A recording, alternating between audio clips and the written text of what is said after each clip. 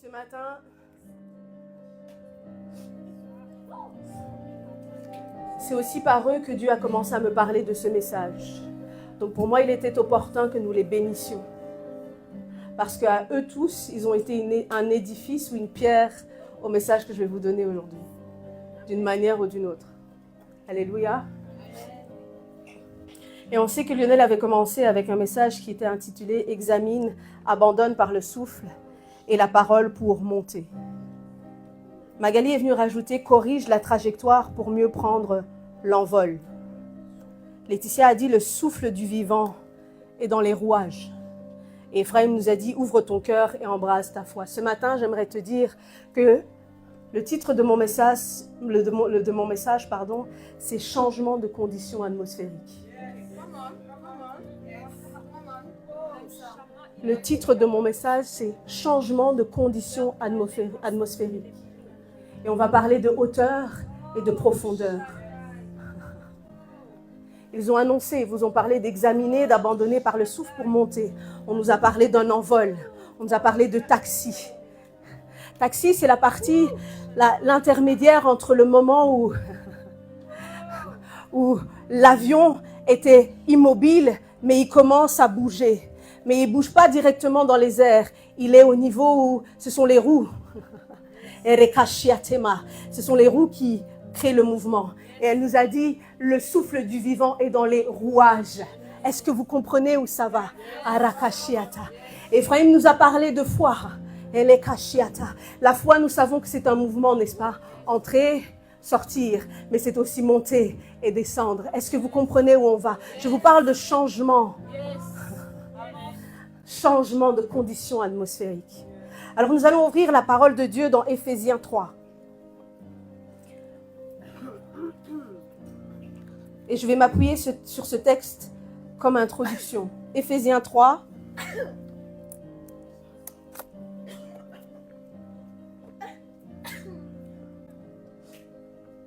Et la machiata.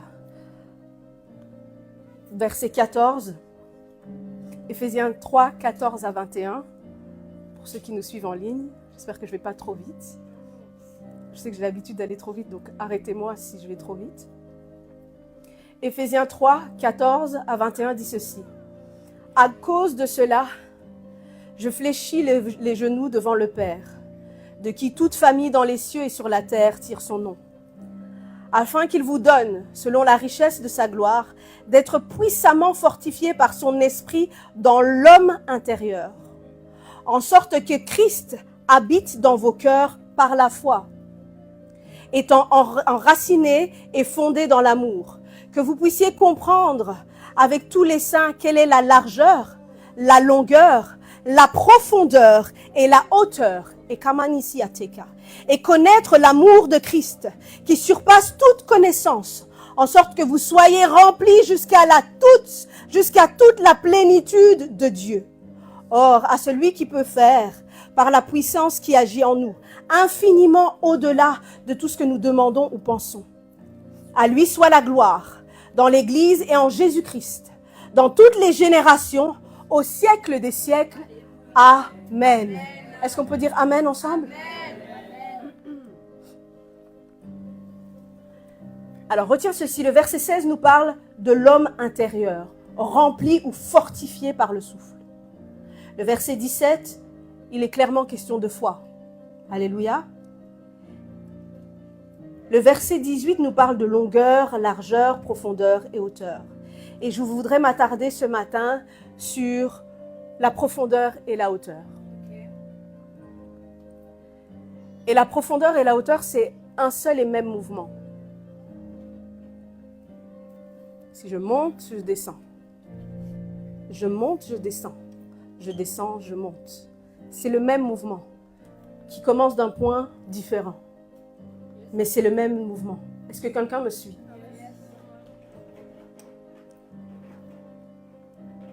Et j'aimerais te parler ce matin, en parlant de hauteur et de profondeur, j'aimerais que ta foi comprenne et se réveille parce que la foi a la capacité de défier les limitations et les repousser, afin de monter plus haut et de descendre plus bas en profondeur.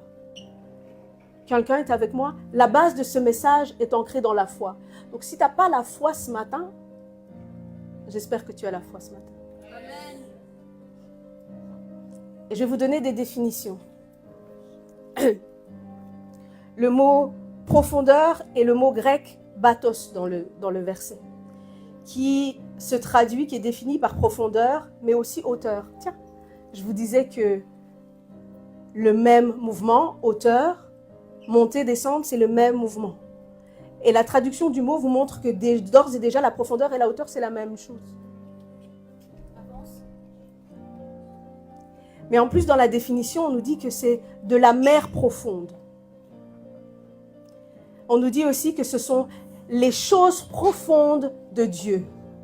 Donc, quand on parle de profondeur, on parle des choses profondes de Dieu, qui sont à la fois très bas dans les profondeurs et très haut dans les hauteurs.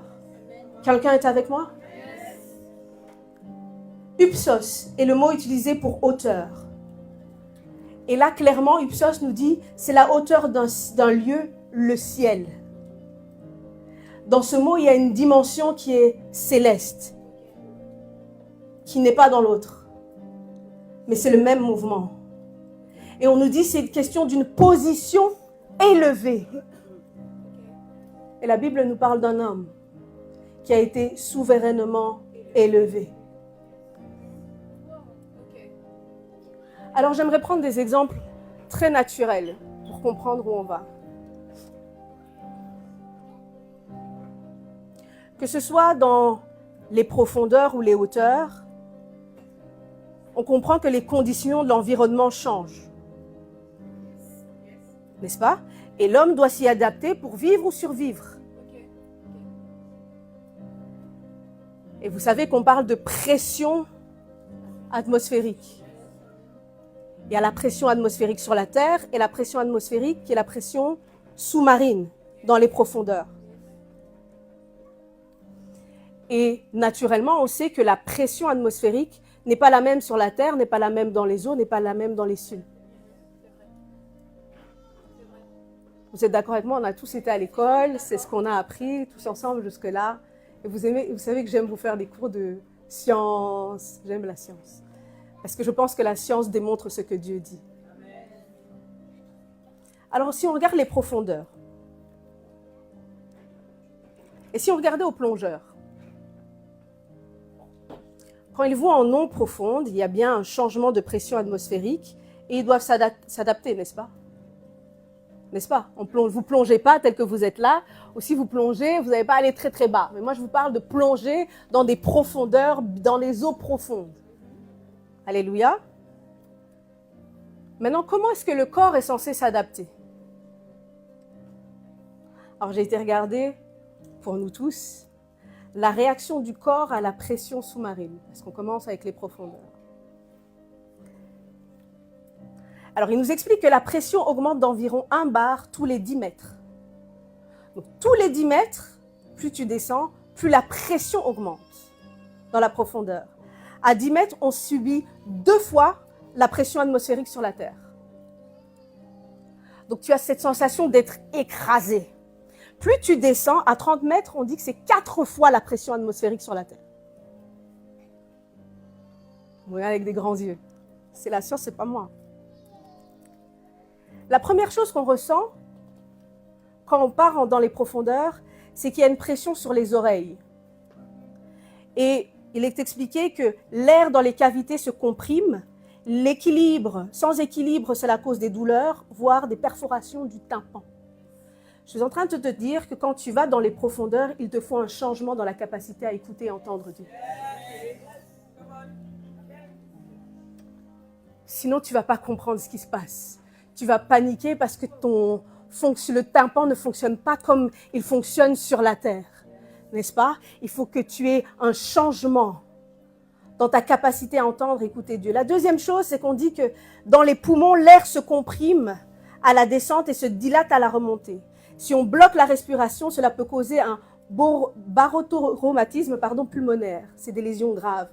Je suis en train de te dire que si tu veux aller dans les profondeurs de Dieu, il faut que ta respiration soit adaptée et ajustée.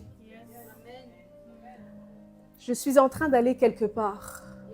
Suis-moi bien, parce que je parle de choses naturelles, mais elles ne sont pas naturelles. Je vous parle des choses de l'esprit, avec des métaphores d'ici-bas. Terema ashetaika. On nous parle ensuite que le gaz, il y a un gaz qui s'appelle l'azote qui va se dissoudre dans le sang. On dit qu'à grande profondeur, l'azote de l'air respiré se dissout dans le sang à cause de la pression. Si on monte trop vite, l'azote forme des bulles dans le sang, provoquant un accident de décompression. D'où l'importance des paliers de décompression. J'aimerais te rappeler que la parole dit dans Lévitique 17:11 que « car l'âme de la chair est dans le sang ». Quelqu'un me suit? Chouraki dira « oui, l'être de la chair est dans le sang, et moi je vous l'ai donné pour vous sur l'autel, pour absoudre vos êtres, oui, le sang qui absout dans l'être. » Et quand je prends la définition de l'âme ou l'être, c'est le mot nefesh en hébreu. Nefesh veut dire âme, personne, la vie, créature, être intérieur. Quelqu'un me suit toujours? Si le sang représente l'âme et l'âme, l'homme intérieur. En celui-ci, il peut y avoir des bulles qui mènent au relâchement. Décompression, relâchement. C'est synonyme. Vous me suivez? Il faut faire très attention à quels sont ces gaz autour de l'air que tu respires. Qui t'entoure? On dit souvent, dis-moi avec qui tu traînes et je te dirai qui tu es. Quels sont ces gaz? Et tu peux prendre l'azote comme, on parle d'esprit. L'esprit est comme l'air, le souffle, n'est-ce pas? L'air est rempli de gaz, n'est-ce pas? Quels sont ces gaz qui viennent alimenter ton souffle? Aïe! Quels sont ces gaz? Est-ce que c'est des gaz qui vont tous bien se fonder les l'un dans l'autre pour que tu croisses? Ou c'est des gaz qui vont créer des bulles et créer un relâchement? Si tu veux les profondeurs, il faut aussi que tu t'associes aux bonnes personnes et que les bons souffles soient à côté de toi. On nous parlait de connexion la semaine dernière, connexion de destinée, connexion, avoir les bonnes personnes autour de toi. Pour les profondeurs, il faut être bien entouré. À bon entendeur, salut.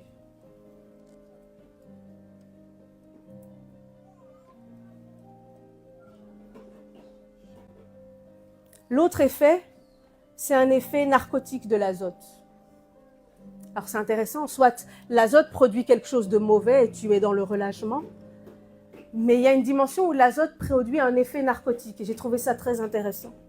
À partir de 30 mètres environ, l'azote a un effet narcotique, comme je l'ai dit. C'est comme de l'ivresse légère. Cela peut diminuer la concentration ou le jugement, on appelle ça l'ivresse des profondeurs.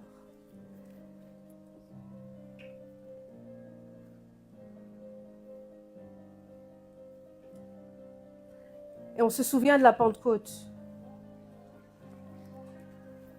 où les disciples étaient dans une chambre élevée, n'est-ce pas? Ils étaient dans des hauteurs. Mais ce qui était intéressant, c'est que quand l'Esprit est tombé sur eux, il y avait des langues semblables à des langues de feu.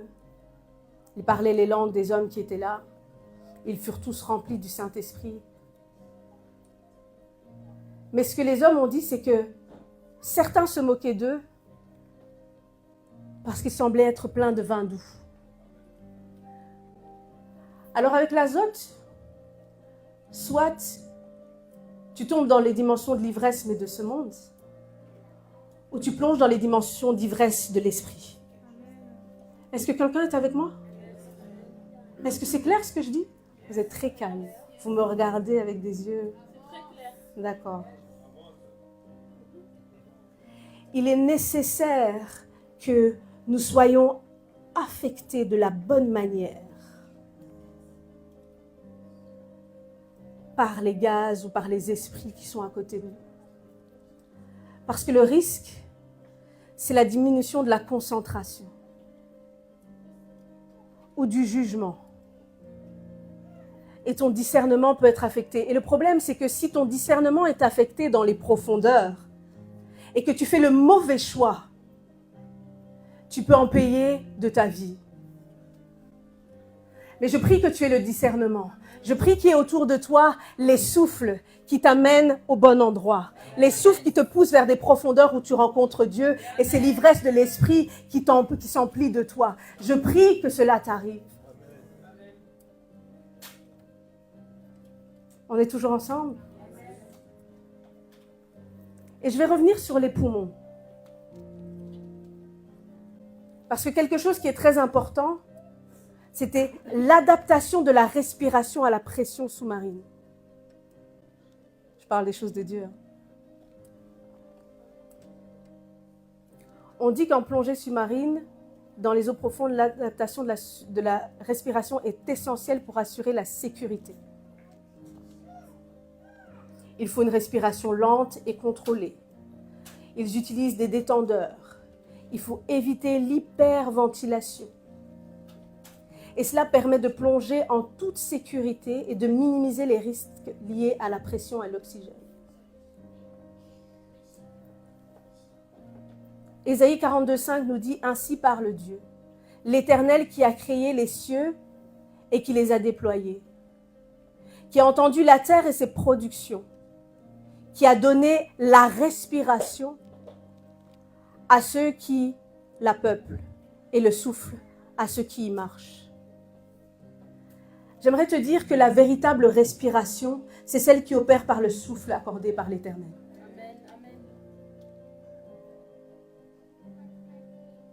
Il y a une respiration qui n'est pas de toi. Il y a une respiration qui vient du souffle. Et à un moment donné, il faudrait que cette respiration-là s'exprime au travers de toi.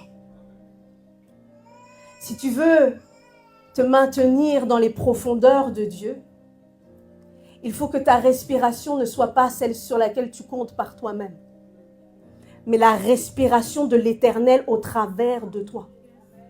Est-ce que quelqu'un me suit? Et d'ailleurs, le mot respiration en hébreu pris ici, c'est le mot neshama. C'est l'essence même de la vie. Là où même se situe l'esprit, l'âme, tout est ensemble dans ce mot. Et ce n'est pas une respiration qui est due au mouvement de tes poumons. Je te parle d'une respiration où c'est le souffle en toi. Elle nous a parlé du souffle du vivant dans les rouages. Dans les rouages de ta respiration, il faudrait qu'il y ait le souffle du vivant. Est-ce que je parle à quelqu'un? Dans le mécanisme de ton être intérieur, il faudrait qu'il y ait le souffle du Dieu vivant. Je suis en train de te parler des dimensions de l'esprit où ton souffle peut être coupé. Je suis en train de te parler de dimensions de respiration où tu n'arriveras pas à reprendre ton souffle parce qu'en fait Dieu t'emmène dans des profondeurs et que ton cœur n'est pas capable de soutenir cette dimension de respiration. Je suis en train de te parler d'une respiration qui n'est pas fonctionnelle due à la manière où tu as été créé. Je suis en train de te parler d'une respiration qui vient du souffle du Dieu vivant. Je suis en train de te parler de respirer dans une autre dimension.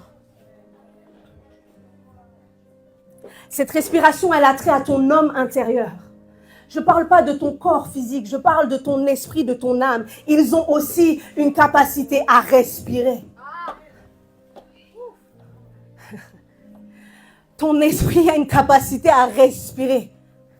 Alors je vais dire quelque chose de très bizarre. Si ton esprit peut sortir de ton corps, il a cette capacité de respirer dans l'environnement là où il va.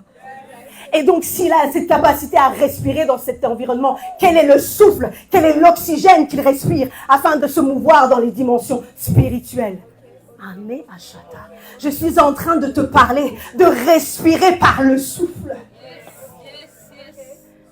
Et je vous ai parlé la dernière fois de vivre Dieu. Mais la vie ne commence-t-elle pas dans la manière de respirer? Un enfant doit crier, doit insuffler quand il naît afin de recevoir le souffle. Je suis en train de te parler de recevoir un souffle qui te permet d'aller dans les profondeurs. Un souffle qui te permet de sortir de ton enveloppe charnelle. Ah. Allez. Rekasaika. Ah, je suis en train de te parler d'une dimension où peut-être tu arrives dans un lieu, il n'y a rien qui se passe, mais parce que tu respires avec le souffle, l'atmosphère change. Je suis en train de te parler de C'est pour moi seulement. Je vais respirer. Ah, moi je suis enjaillée, je sais pas vous. Et rakashiata. Je suis en train de te parler d'une dimension où tu respires Dieu, tu inspires, tu respires Christ et l'atmosphère change. Je suis en train de te dire, tu inspires Christ, tu expires Christ et Dieu est en train d'accomplir des choses dans la vie. Je ne suis pas en train de te parler du mécanisme de ta respiration. Je suis en train de te parler du mécanisme de ton esprit qui respire. Je suis en train de te dire qu'il a la capacité, là où ton corps est limité, la foi dépasse les limites. Et quand nous allons en profondeur, nous sommes dans un mouvement de foi qui est le même que monter et descendre. Tu as donc la capacité de respirer d'une autre manière. Je ne suis pas en train de te parler. J'ai commencé dans le naturel pour te faire comprendre. Mais nous, on a dit, en réalité, en l'homme, c'est l'esprit. Les véritables capacités de l'homme ne sont pas dans le corps. Ils sont dans l'esprit. Et ton esprit a la capacité de respirer. Quel est le souffle qui parcourt tes narines? Job a dit, aussi longtemps que j'aurai ma respiration, Neshama, et que le souffle de Dieu sera dans mes narines, mes lèvres ne prononceront rien d'injuste, ma langue ne dira rien de faux. De quel souffle est-il en train de parler? De quelle respiration est-il en train de parler? Le gars est en train de se faire acculer de toutes parts. Comment expliques-tu que ceux qui sont en train de se faire acculer de toutes parts continuent à crier « Jésus est Seigneur ». Les disciples, certains apôtres se sont fait lapider et criaient toujours « À Dieu je donne gloire ». Parce que ce n'était pas la respiration de leurs poumons qui était en train de parler, c'était la respiration de leur esprit qui disait « Abba Père, il est, et il sera toujours. À lui je rends la gloire. Que mon corps souffre, peu importe. Parce que de la même manière, Christ est mort à la croix. Il a donné un nouveau souffle. Oh, son corps a été déchiré. Mais le souffle qui était en l'esprit du Dieu puissant. Oh, celui qui a été élevé au-dessus de tout nom. Celui qui a été souverainement élevé. Ce souffle-là nous a été donné afin qu'en nous aussi, nos esprits respirent dans une dimension où nous pouvons descendre dans les profondeurs. Et guess what? Il est aussi monté dans les lieux très élevés. C'est pourquoi je te dis que cette respiration, cette capacité t'emmène non seulement dans les profondeurs, mais elle t'emmène aussi dans les hauteurs. Je suis en train de parler, de changer, de moduler ta capacité à respirer, spirituellement parlant. Je suis en train de te dire, il y a plus que ce que tu vois. Si tu respires, Dieu, et tu inspires et tu expires. Et je vous disais la dernière fois, ce qui a changé l'atmosphère, c'était un chant inspiré. J'ai aspiré le souffle en moi. J'en ai expiré un chant qui a modifié, qui a changé les conditions atmosphériques du lieu afin que Christ puisse se manifester. Et quand tu fais ça, tu crées des portes dans le monde spirituel. Et dans ces portes, ce sont les anges, les archanges, ce sont les vertus. C'est le monde spirituel de Dieu qui est appelé comme si tu sonnais un chauffard afin qu'il descende dans le lieu et se dise, mais qu'est-ce qui se passe? Je reconnais le souffle du Dieu vivant. Quel est le souffle qui parcourt tes narines? Quel est le souffle qui circule dans ton âme? Oh, mon âme est abattue. Bénis l'Éternel, ô mon âme, disait David. Bénis l'Éternel, ô mon âme. Le souffle de la parole parlait à son âme. Bénis l'Éternel, peu importe. Bénis l'Éternel. Serons-nous toujours des chrétiens qui seront en train de se plaindre et d'être frustrés? Ou prendrons-nous autorité? Parce que finalement, le souffle est au-delà de mes limitations physiques, charnelles. Dans mon esprit, il y a la capacité de renverser par le souffle et de donner la vie et de donner une nouvelle respiration à mon âme afin qu'elle bénisse l'Éternel dans toutes circonstances. Quel est l'air que tu respires? Peut-être toi, tu respires l'air du médecin qui t'a annoncé un verdict qui n'était pas bon. Mais moi, je suis en train de te dire que j'ai décidé de ne pas accepter les verdicts des médecins. J'ai décidé de garder la joie de l'Éternel et de marcher selon ce que l'Éternel m'a dit. Parce que ma vie n'est pas régie par les souffles sur cette terre. Ma vie est régie par le souffle du Dieu Tout-Puissant. Par les souffles d'en haut. Peut-être que toi, tu es affecté par les souffles des collègues qui disent, ou de tes responsables qui disent que tu ne vaux rien. J'aimerais te dire que l'Éternel a dit que tu étais la tête et non la queue. Je suis en train de te parler du souffle qui était dans cette parole afin qu'il transforme ta position et ton âme. Pourquoi tu vas changer de position? On t'a dit que tu es enfant de Dieu, co-héritier du royaume de Christ. Et lui, il te dit, oh non, tu n'es moins que rien. Jamais de la vie. La parole de Dieu, le souffle du Dieu puissant a dit, son souffle est plus grand pour avaler le souffle. Le même Dieu a pu avaler, les serpents de Moïse ont pu avaler les serpents des pharaons. Et toi, tu me dis que le souffle du Dieu puissant ne peut pas arrêter ces paroles-là. Est-ce que je parle à quelqu'un? À un moment donné, ta foi doit être forte et stable. Tu ne peux pas être ballotté de gauche à droite. Par quelle respiration vis-tu? Assure-toi que ton âme, l'essence de ton être intérieur, inspire Christ, expire Christ. Je suis en train... inspire Christ. Le prophète aimait bien dire les inspirés du Dieu. Et on dit, il y a un chant qui dit l'inspiration, c'est le monde de Dieu. L'inspiration, c'est le monde de Dieu. L'expiration, c'est quand tu amènes le monde de Dieu à l'extérieur. L'inspiration, c'est le monde de Dieu. C'est le monde spirituel de Dieu. Où les capacités sont infinies. Il est capable de faire bien au-delà. Est-ce que tu as vu le bien au-delà? Ou tu le cherches encore? Moi, je suis fatiguée de voir la même chose. Quelqu'un veut être fatigué comme moi? Parce que si on est 2 ou 3 à être fatigués, on risque de se fâcher. Et notre soif sera tellement grande que quelque chose à un moment donné doit se passer. On a chanté ici et maintenant. Ça se passe maintenant.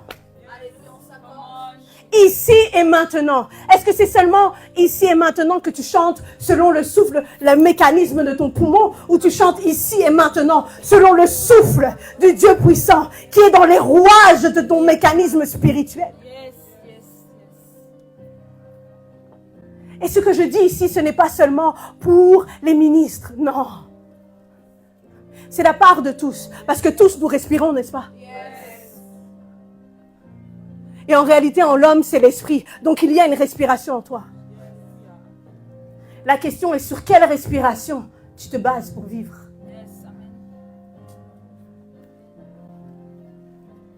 Est-ce que c'est le souffle ou c'est le mécanisme du monde? Je ne sais pas pourquoi j'insiste sur ça. Mais ta capacité à respirer doit shifter. Doit changer. Et si toi tu respires déjà dans les choses du souffle, respire encore de manière à aller dans les profondeurs. Maîtrise ta respiration. Entre dans une dimension où tu maîtrises la respiration pour te permettre de descendre encore et encore. Et même si la pression augmente, tu ne subis pas cette pression parce que le souffle qui est en toi t'a fait dépasser les limitations de ton corps et te permet d'entrer dans des...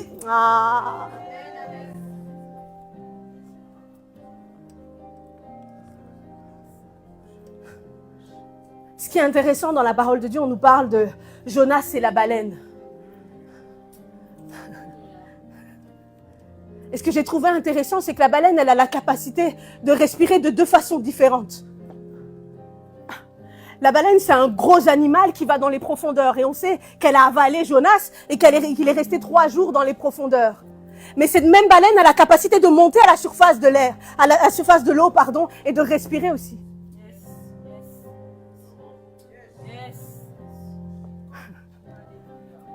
Je suis en train de te parler de démultiplier tes capacités à respirer de différentes manières possibles et en plus de les maîtriser pour savoir à quel moment je respire parce que je suis sous la pression qui est au niveau de la terre et à quel moment je respire parce que je suis dans les profondeurs.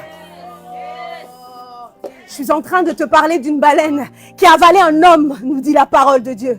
Comment Jonas a respiré dans le ventre de la baleine? Explique-moi un peu.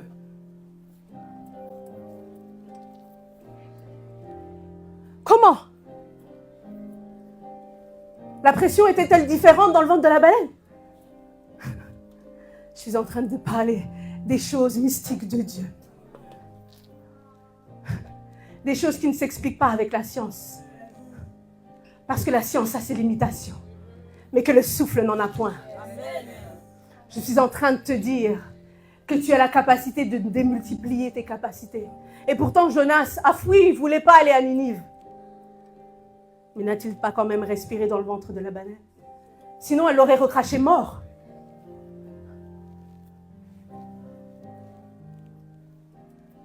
Est-ce que tu peux aspirer à respirer, à avoir cette capacité d'adaptabilité de ta respiration dans le monde de l'esprit?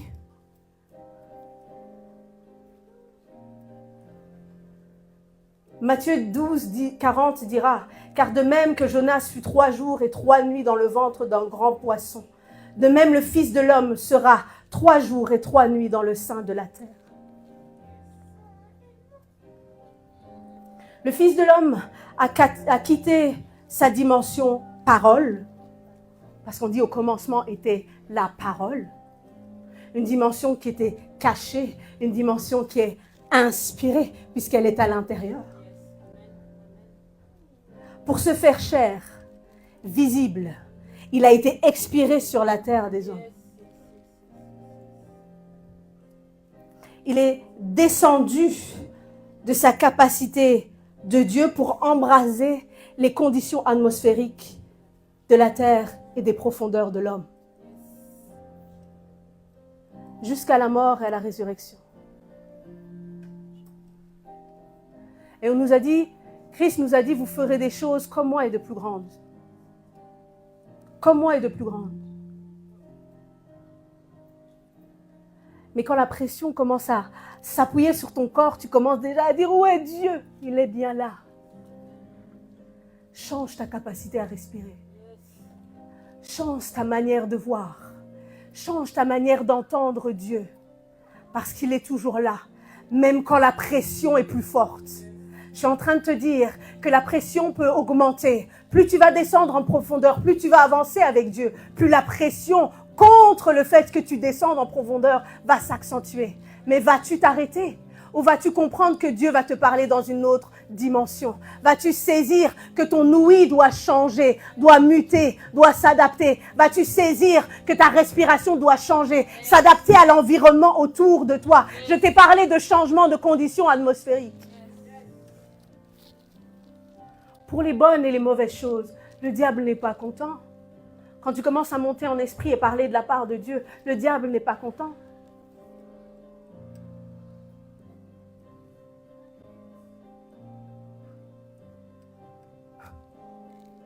Est-ce que je peux vous dire 2 choses? Un petit témoignage. Hier, je devais préparer ce message. Tout allait bien, je me suis réveillée, j'ai mangé à midi, tout allait bien. Et ces derniers temps, je n'ai pas d'allergie. Mais comme par hasard, quand je dois parler de respiration de Dieu, des allergies catastrophiques commencent à monter. Je pleure alors que d'habitude, même avec mes allergies, je ne pleure pas. Mes yeux chatouillent, mon nez chatouille, ma voix chatouille. Pourquoi? Parce qu'à un moment donné, il faut vivre le message. Je suis en train de te dire que ce que je suis en train de parler là aujourd'hui, tu vas le vivre. Si je l'ai vécu, c'est pour que si le diable m'a attaqué hier, pour ne pas parler de la respiration de Dieu, c'est qu'il y a quelque chose derrière. Je ne dis pas ça et je n'insiste pas pour t'embêter. Et ça m'a dérangé jusqu'à 2h du matin. Mais ne fallait-il pas que je prépare le message? Bien sûr, j'avais déjà commencé, mais il fallait que je termine. Mais des allergies comme jamais. Parce que j'ai ouvert une fenêtre. Et je ne suis même pas sortie. Expliquez-moi comment. À un moment donné, soit tu croules. J'aurais dû dire, prophète, ça ne va pas. Je ne vais pas pouvoir prêcher demain. Mes yeux sont rouges. C'est en train de gonfler.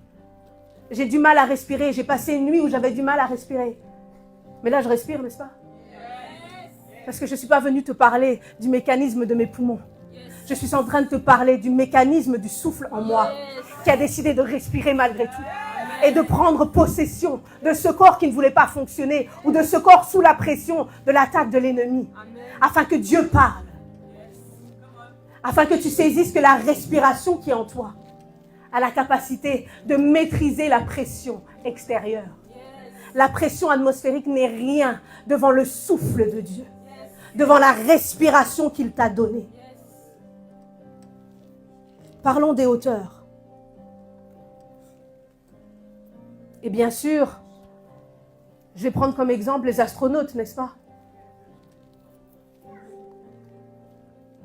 Eux, ils sont soumis à la loi de la pesanteur et doivent porter des masques pour respirer dans l'atmosphère.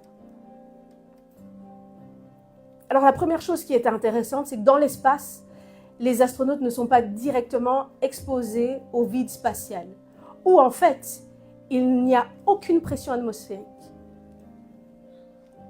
Ils vivent dans un environnement pressurisé, comme la station spatiale, tout simplement parce qu'il est impossible à l'homme de sortir de cette cabine spatiale. Sans ça, il est impossible à l'homme de respirer ou de vivre dans les conditions spatiales. Impossible.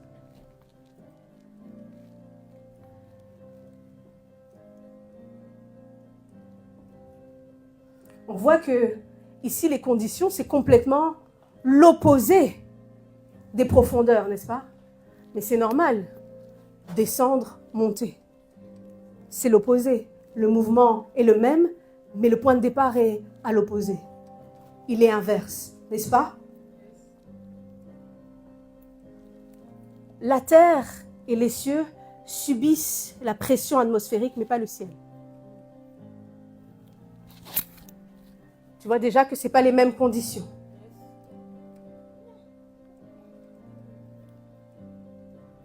Et comme je l'ai dit, le corps humain ne peut pas s'adapter naturellement au vide spatial. Et toute protection dépend de la technologie. Et une des technologies, quand on voit les astronautes sortir des capsules spatiales, c'est qu'ils portent quoi? Une combinaison. Bien que le plongeur porte aussi une combinaison, la combinaison de l'astronaute, elle est plus que nécessaire. Parce qu'il ne peut pas s'adapter du tout.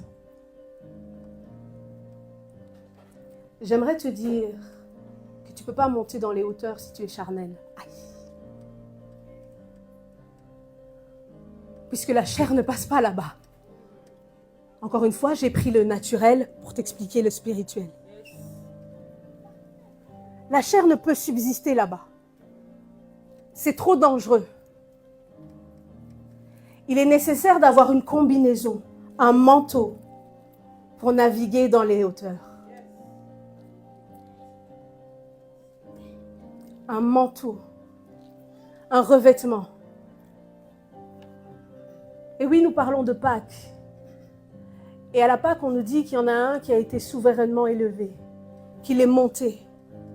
Et si ta combinaison s'appelait Jésus-Christ? Amen. Et si ton manteau s'appelait Jésus-Christ? Et si tu comprenais que finalement, revêtir Christ, le porter lui comme combinaison, te permettait de monter?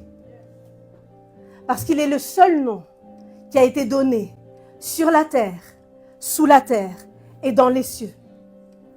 Le seul nom sur la terre, sous la terre et dans les cieux, sur la terre, dans les profondeurs, dans les hauteurs. C'est le seul nom. Est-ce que quelqu'un me suit? Alors là aussi, la pesanteur a de nombreux effets. Sur les muscles et les os, on parle d'atrophie musculaire, perte osseuse. On comprend que les hauteurs doivent provoquer l'affaiblissement du corps et de ses désirs. Plus tu es en lui, parce que c'est ça, revêtir Christ comme une combinaison, c'est toi en lui. C'est pas lui en toi, c'est toi en lui.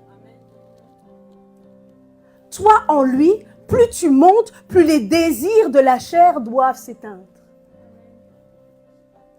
Plus ta manière de penser charnelle doit disparaître. Parce que tu dois embraser sa manière à lui de respirer, sa manière à lui de penser, sa manière à lui d'agir. Est-ce que quelqu'un est avec moi? On dit que le système cardiovasculaire est défectueux. Le cœur pompe plus facilement sans gravité, ce qui diminue son effort et peut le rendre moins efficace. On parle de gonflement du visage aussi. Ézéchiel 36, 26 nous dit « Je vous donnerai un cœur nouveau et je mettrai en vous un esprit nouveau. J'ôterai de vos corps le cœur de pierre et je vous donnerai un corps de chair. » Je relis. « Je vous donnerai un cœur nouveau et je mettrai en vous un esprit nouveau. J'ôterai de vos corps le cœur de pierre et je vous donnerai un cœur de chair. » Il y a une question de mort. Quand on parle de hauteur, il y a des dimensions de mort. Ta chair doit mourir, ton cœur doit mourir pour revêtir une autre manière d'être, un autre cœur, un autre esprit. Est-ce que je parle à quelqu'un? Est-ce que c'est clair?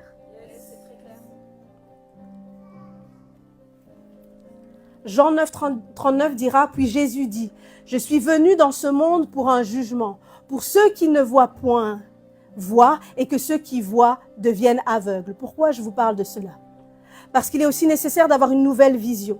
L'augmentation de la pression dans la tête peut aplatir l'œil dans la pesanteur et endommager le nerf optique, causant la baisse de la vue durable. La hauteur nécessite aussi une nouvelle capacité de voir. Bien qu'on parle de profondeur et de hauteur, on semble être dans quelque chose qui semble ténébreux, puisque plus on descend, moins on voit, plus on monte, moins on voit. Mais on voit dans les profondeurs avec l'eau, qui est en plus un catalyseur supplémentaire, mais dans les hauteurs, c'est l'atmosphère. Là aussi, ta vision doit changer. Ta capacité à voir doit changer. Je suis en train de te parler de changer les conditions atmosphériques, de t'adapter aux conditions atmosphériques. Et je te dis ça parce que les conditions atmosphériques de ce ministère vont changer. Si tu ne vois pas bien, tu risques de voir flou et de dire « Mais est-ce que c'est vraiment Dieu ?» alors que Dieu est bien là. Ton discernement risque d'altérer. Et il faut que tu aies cette capacité de voir aussi bien dans les hauteurs que dans les profondeurs. Encore une fois, c'est le même mouvement. Et il y a plein d'autres choses que je vais sauter ici. Mais ce que je comprends, c'est que la chair ne peut pas aller dans les hauteurs par elle-même. Quand il s'agit de hauteur, il est nécessité de mourir. Il y a la nécessité de mourir. Et j'aimerais te parler d'un homme qui est descendu du ciel, qui a vécu comme toi et moi en tant qu'homme, qui a vécu les profondeurs de l'être humain. Ce même homme est mort à la croix. 3 jours comme Jonas, 3 nuits, il s'est réveillé. Et qu'est-ce qui s'est passé après? Luc 24, 50 à 53 dira, « Il les conduit vers Béthanie et ayant levé les mains, il les bénit. Pendant qu'il les bénissait, il se sépara d'eux et fut enlevé où? Au ciel. »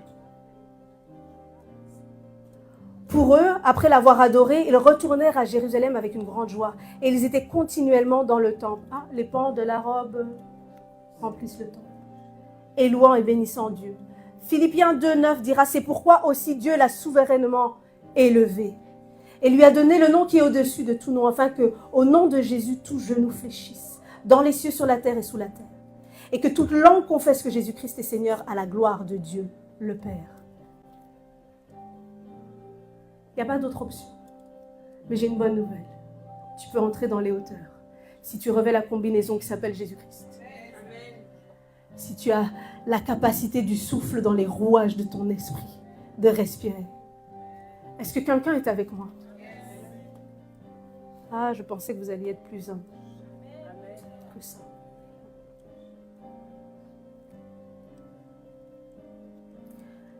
Éphésiens 4,10 dira que celui qui est descendu, c'est le même qui est monté au-dessus de tous les cieux, afin de remplir toutes choses. Il est descendu, il est aussi monté afin de remplir toutes choses. Il veut te remplir d'un souffle nouveau. Il veut remplir ton être intérieur d'un esprit nouveau, d'un cœur nouveau, afin que tu saisisses dans des conditions atmosphériques qui vont changer, afin que tu saisisses à quelle fréquence il sera en train de vibrer, que ce soit dans les profondeurs, que ce soit dans les hauteurs. Il veut que ta respiration en lui soit adaptée, afin que tu puisses saisir les choses d'en bas et que tu puisses aussi saisir les choses d'en haut. Il est celui qui veut te guider afin de te permettre de voir et de comprendre. Ah, il est le même qui dit, monte ici et je te ferai voir les choses à venir. Il y a bonne nécessité que ta capacité de voir change, mute, s'adapte aux conditions atmosphériques qui arrivent. Je suis en train de te parler. On nous a parlé de préparation. On nous a dit, regarde à l'image de ta vie, ton âme, à l'image de la parole. Et là, on veut s'envoler. Il est question d'envol. Il est question de prendre des hauteurs. Et pour pouvoir prendre des hauteurs, il faut que ta respiration soit adaptée. Il faut que ta vision soit adaptée. Il faut que ta manière d'être soit adaptée. Il faut que ton cœur batte au bon diapason. Il faut que tu changes de l'intérieur. Il faut que tu meurs à toi-même. De la même manière où la chenille dans le cocon est complètement dissolue pour devenir un papillon et s'adapter aux dimensions, conditions atmosphériques du ciel. Est-ce que tu comprends ce que je dis? La chenille était sur la terre. Elle a dû entrer dans le cocon afin d'être dissoute complètement. Et quand elle sort de ce cocon, elle devient un papillon qui a la capacité maintenant d'aller dans les hauteurs. Sa respiration est adaptée aux nouvelles conditions atmosphériques. Sa vision est adaptée aux nouvelles conditions atmosphériques. Je suis en train de te parler de mutation et de changement afin d'aller dans les hauteurs. Je suis en train de t'annoncer que les conditions atmosphériques de ce ministère vont complètement changer. Elles ne t'attendront pas pour changer. Il faut que tu saisisses. Maintenant, il y a une urgence parce que nous voulons avancer. Nous voulons aller dans les hauteurs. Et si tu ne meurs pas maintenant,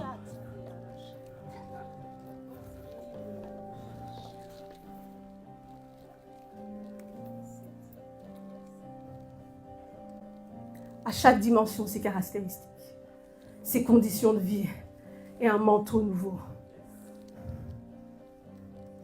Et c'est nécessaire pour pouvoir naviguer là où nous allons.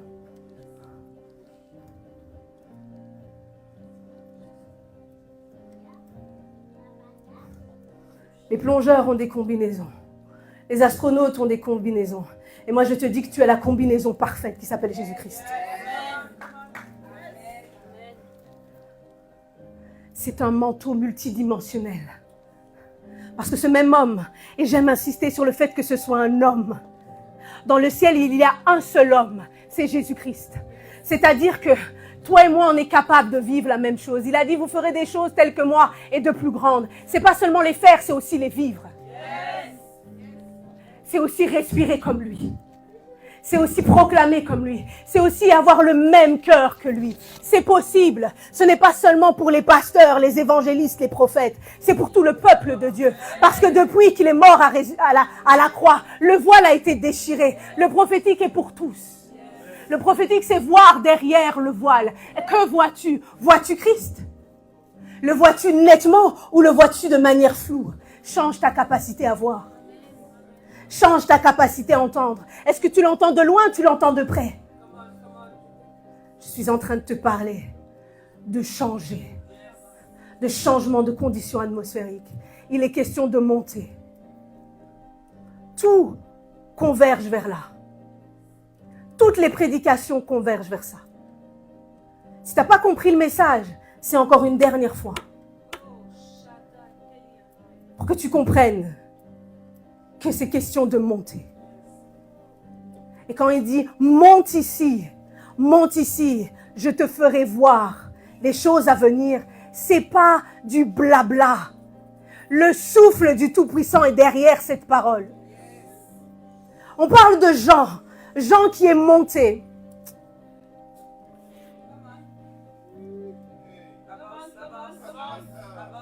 Ici, c'est où tu t'adaptes. Où tu t'adaptes. Je vais être gentil. Où tu t'adaptes. Où tu t'adaptes. Olinga, olingate.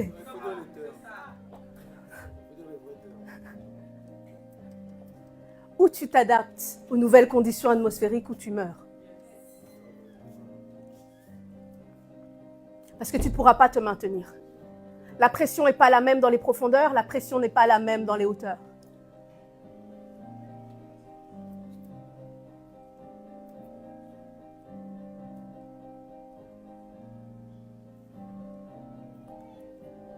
C'est une nouvelle ère qui va commencer dans ce ministère. C'est une nouvelle ère qui va commencer dans ce ministère. Les choses qui n'ont point encore été vues, ou les choses point entendues, c'est celles qui arrivent.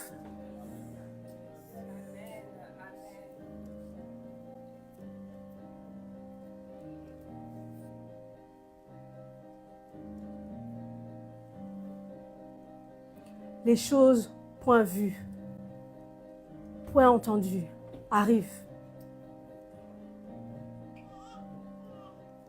Les conditions de ce ministère, les conditions atmosphériques. Et on aime parler de l'atmosphère du prophète, n'est-ce pas? Je suis en train de te dire que l'atmosphère, on parle, quand on sert, on dit « le Dieu de mon Père ». On fait appel à toute l'atmosphère de l'homme de Dieu. Et tu penses qu'un homme comme ça, quand il se met à part aussi longtemps, en prière, il ne se rend pas disponible. Dieu n'est pas en train de le shifter, de le faire changer de dimension. Et parfois, tu le cherches, il est introuvable, alors que la saison précédente, tu pouvais le trouver. Mais là, on est dans une autre dimension. C'est des choses qui n'étaient point par le passé et que tu ne voyais point par le passé et que tu n'avais peut-être point entendu par le passé. Mais là, je suis en train de te dire que les conditions, les changements sont en train d'arriver. Et qu'il va falloir que tu sois capable de naviguer aussi par le souffle, avec la respiration de ton esprit, que tu sois capable d'entendre Dieu dans la nouvelle façon il veut te parler, que tu sois capable de reconnaître, discerner Dieu dans sa nouvelle manière d'agir. Je suis en train de te dire que les choses changent, que les réunions vont changer. Et d'ailleurs, tu le sens déjà, quelque chose n'est plus comme avant. Et quelque chose va s'empirer.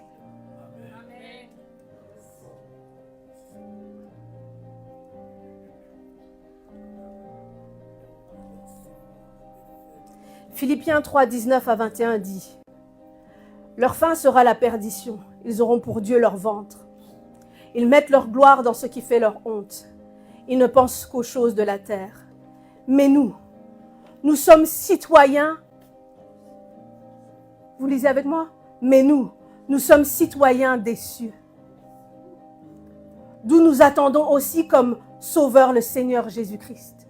Si tu es citoyen des cieux, si toi aussi tu es citoyen du ciel, n'es-tu pas censé être capable de naviguer dans les hauteurs?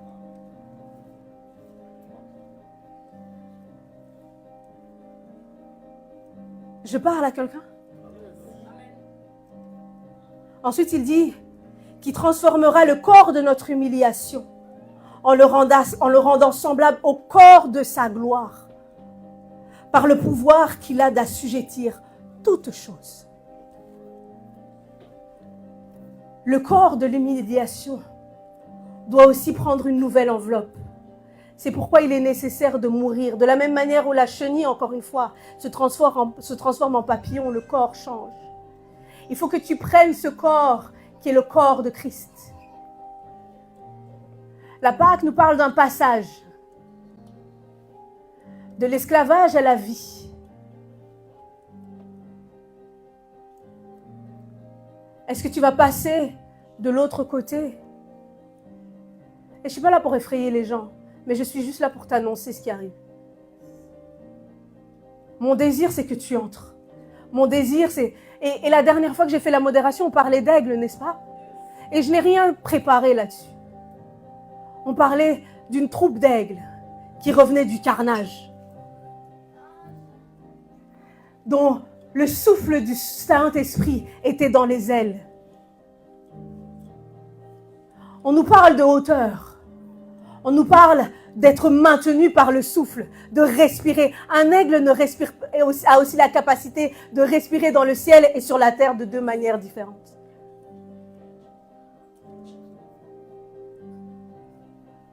Et il est porté par le vent dans ses ailes, le souffle. Le mécanisme du vol de l'aigle, le rouage du vol de l'aigle est aussi soutenu par le souffle du Dieu vivant. Elle nous en a parlé.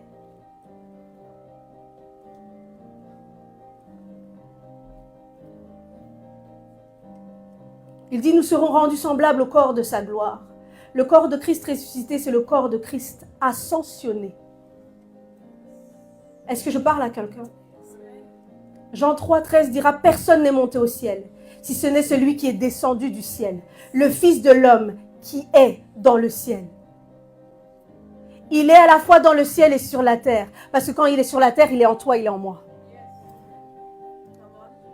Et ses capacités ne sont pas diminuées parce qu'il est en toi.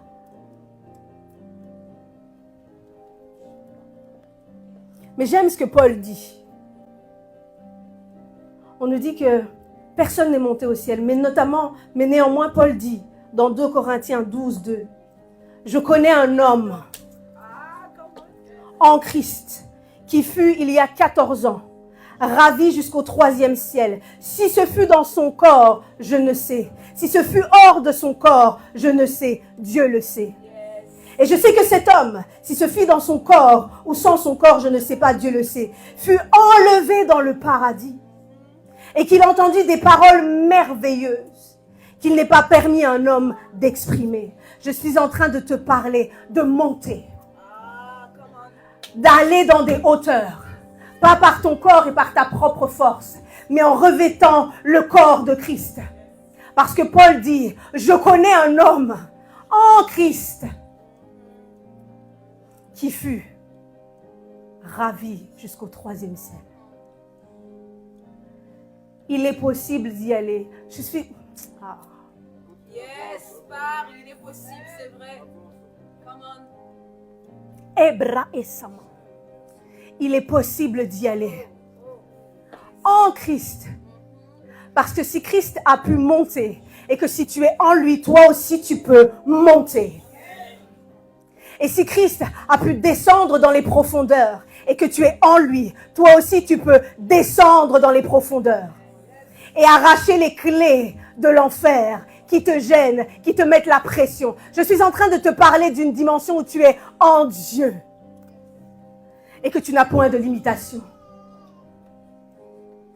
Je suis en train de parler de faire exploser les limites de ton corps. Je suis en train de te parler d'un corps, d'un peuple, d'un temple, d'une maison spirituelle qui monte ensemble en esprit, qui va dans les profondeurs de Dieu pour ramener à l'existence ce qui n'existe pas. Parce que la finalité de monter et de descendre, c'est d'amener le royaume de Christ à l'existence. La foi est l'assurance des choses que l'on espère, la démonstration de ce que l'on ne voit pas. Ah, la foi est une substance qui amène la manifestation sur terre de ce que j'ai saisi dans le ciel. Ce qui est inexprimable en haut, je viens l'exprimer parce que j'ai inspiré le royaume. Et j'ai exprimé le royaume. Parce que j'ai inspiré le royaume. Et j'ai exprimé le royaume sur la terre. Je te parle de vivre les choses dans une plus grande dimension.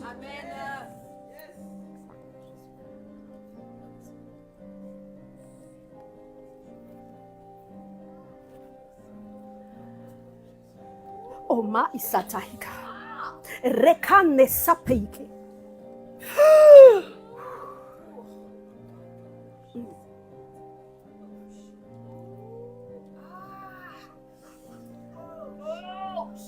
Et Rosa a commencé par une lumière durant la modération.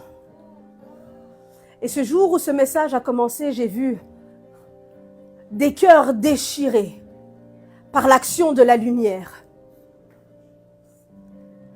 Et ce déchirement a provoqué que les manteaux qui étaient sur les personnes étaient en train de se déchirer. Mais je voyais le souffle venir revêtir à nouveau ces personnes avec un nouveau manteau. Et de ce manteau, j'ai vu sortir des aigles, des flammes de feu, des souffles, des nuées, des chars de feu, des puissances. Et il y en avait de toutes parts. Ensuite, je vis Arekasiata, des roues, Riashiata, remplies de yeux de toutes parts. Riashiata, ces roues montaient et descendaient. Arekasiata, Ikeremandasiata, Reasaikeina. L'esprit veut se mouvoir dans un homme. Riashiataika. Et attester qu'il marche avec cet homme. Ah, Riashiata. Il veut se mouvoir pour monter dans les hauteurs. Anekashiata. Riasiata. Et j'aime parce que les roues ont plein d'yeux. Riasiata. Les yeux, c'est la capacité de voir. Riashiate. Que ce soit dans les hauteurs, que ce soit dans les profondeurs. Maana. Eka.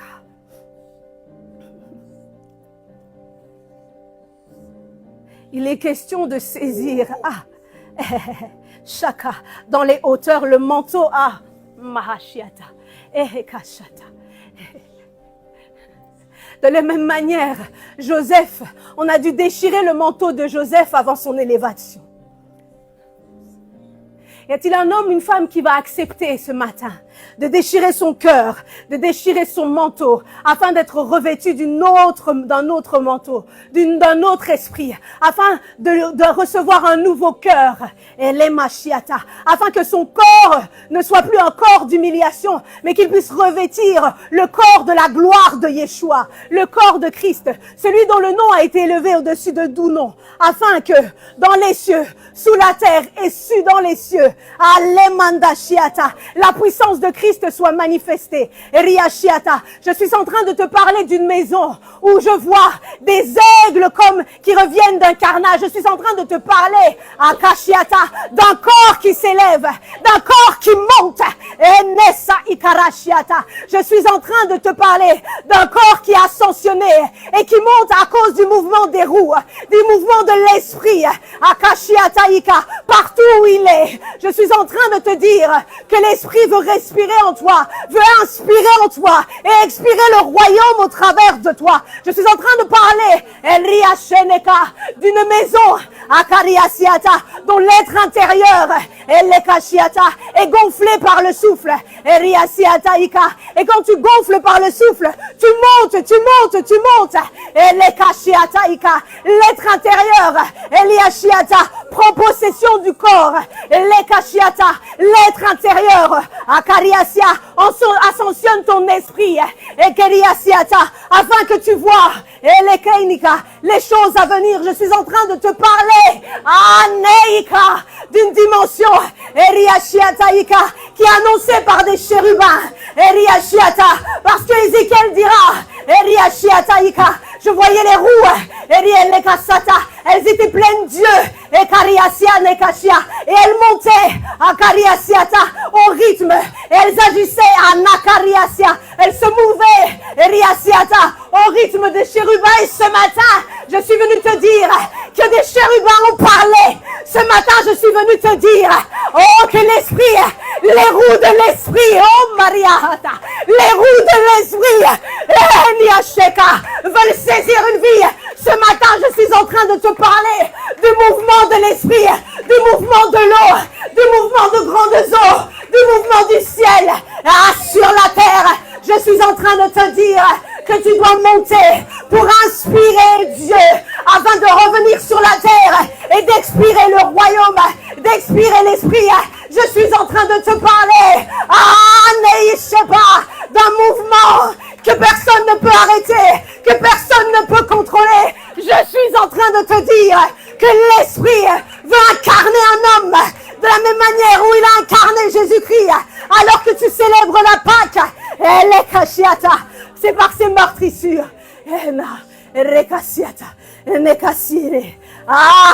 que je peux faire. C'est par ses meurtrissures que je peux prendre part au corps de l'agneau. Celui qui est assis à la droite du Père, il est semblable à un agneau, à 7 cornes, qui représente les 7 esprits. Je suis en train de te dire que l'esprit de Dieu, Neika, veut saisir un homme. Je suis en train de parler.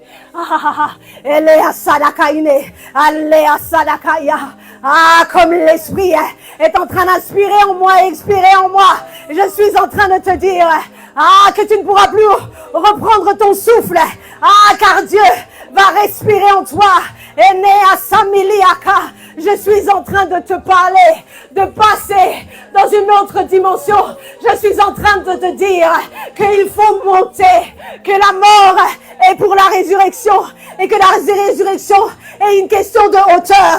La finalité de la résurrection, c'est de monter afin d'être assis dans les lieux élevés. Il nous a dit, nous sommes une maison assise dans des lieux élevés, assise dans les cieux.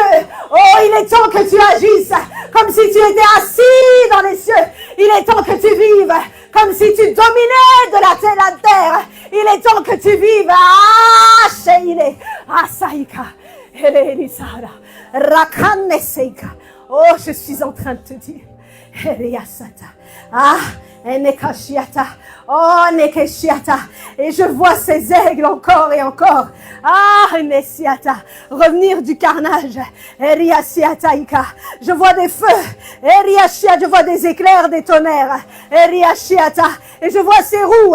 Eriashiataika. Qui dirigent le mouvement des ailes. Akariasiatainekea. Eriasiataika. Je suis en train de te dire. Eriashiata. Que les nuées. Akariasiata. Eriashiata. Les roues sont des tourbillons qui viennent avec des nuées pour emporter des vies. Alakashiata. Eliashiata. Ne te souviens-tu pas d'Élie? Akariashiata. Il a été ascensionné à cause d'un tourbillon. Et le manteau qui est descendu sur Élisée a été parce qu'il avait changé sa capacité de voir. Il a vu dans les hauteurs afin de saisir un manteau. Je suis en train de te parler du souffle du Dieu puissant. Qui saisit un corps, qui saisit une vie, qui te positionne dans les lieux élevés, qui te donne l'autorité. Je suis en train de te dire que tu peux agir comme Christ, tu peux agir comme un Dieu. Parce que la mort et la résurrection sont pour les hauteurs, afin que tu vives dans les hauteurs. Je suis en train de te parler.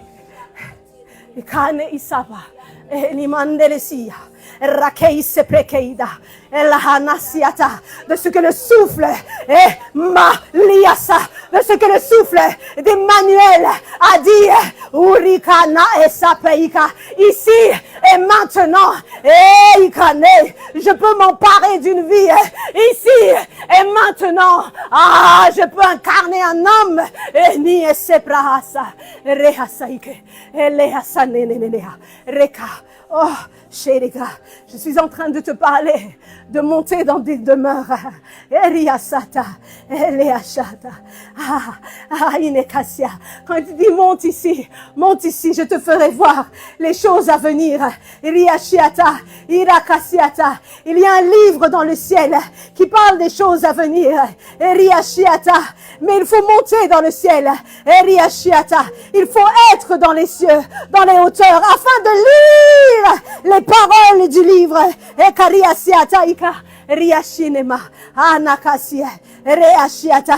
Et je vois Eliashia de Kerimandasia, Erikasiata, des vies qui sont Ekaramasiata, comme des livres, Riashiata. Je vous vois comme des livres que Dieu commence à ouvrir, Akashiata. Et je peux commencer à lire sur les pages, Riashiata. Je vois des chapitres, Riashiata, dans plusieurs vies. Mais dans tous ces livres, je vois un chapitre qui est le même. Un chapitre qui s'appelle Ascension KHC. Oh, Shikaria Basiata. Ascension KHC. Et je vois Ikaremandasiata. Des noms, des personnes connectées. Irakashiata. Afin de former un corps. Afin de former un esprit. Afin d'avoir une seule et même âme. Et Keriasiata. Afin de monter et d'annoncer. Et quand ils annoncent, de leur bouche sortent des flammes de feu. De leur bouche sortent des vents, des tourbillons. Et je vois les roues encore de l'esprit, accompagnées par des signes, des miracles et des prodiges. Ria de Bereizana, Elea Sadea, Ria Seneka, Rekasiata. Et je vois le père de cette maison, Ria Shiataika, lévité au-dessus, Ria Shiataika Rebreasiata, comme un guide, comme un général. Ne Asaika Inebeya, Elea Senimasia Koria. Eshepa, Riasiata, montrez la direction. Riashiata Ika, Rekasiata Ika, oh Shiata Ika, si tu es Ikarabashiata, Riashiata, dans ce lieu, aujourd'hui, Riashiata Ika, ce n'est pas par hasard. Ena Nasia. Rekasiata, Eriashiata. J'entends aussi résurrection de KHC. Eriashiata. La résurrection de KHC, c'est pour être ascensionné, comme Christ a été ascensionné. Ariashiata, Ikarekasiata. C'est pour être inspiré. Ariashiata Gasia. Et l'inspiration, c'est le monde de Dieu. Eriashiata. Et ce n'est pas juste un monde. Eriashiata, Ikarabasia. C'est tout ce qu'il est. Eriashiata. Le mot monde est trop petit. Mais les profondeurs de Dieu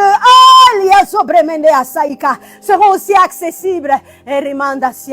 Si tu acceptes de payer le prix, comme le Fils a payé le prix,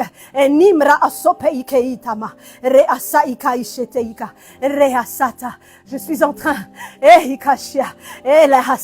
de respirer, inspirer, expirer, et si tu inspires, tu expires dans ce lieu. Tu risques d'inspirer. Une dimension du souffle.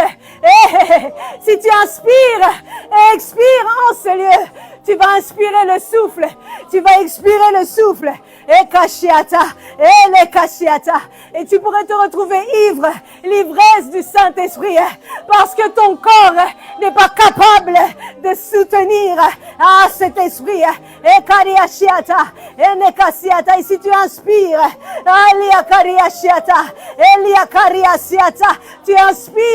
tu inspires Dieu, et la crainte de l'Éternel monta en eux. Et la crainte de l'Éternel monta en eux. Et la crainte de l'Éternel monta en eux. Et la kashiata, car il leur a montré qu'il était capable, de faire bien au-delà de leurs pensées, bien au-delà. Oh, Shebreisata, Demrahasiate.